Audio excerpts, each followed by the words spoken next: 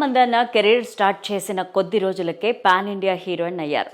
ఇక ఇప్పుడు వరుస సినిమాలతో బిజీగా ఉన్నారు. తాజాగా పుష్ప 2 ఘన విజయం సాధించడంతో ఈ సినిమా సక్సెస్ ని ఎంజాయ్ చేస్తున్నారు. ఇక రష్మిక జీవితానికి వస్తే ప్రేమ రిలేషన్షిప్ పైన చాలా కాలంగా సోషల్ మీడియాలో ప్రచారం జరుగుతోంది. హీరో విజయ్ దేవరకొండతో ప్రేమలో ఉన్నారనే వార్తలు కూడా వినిపిస్తున్నాయి. ఇక ఈ సినిమా సక్సెస్ లో భాగంగా పలు నేషనల్ మీడియాలకు తాను ఇంటర్వ్యూలు కూడా ఇస్తోంది.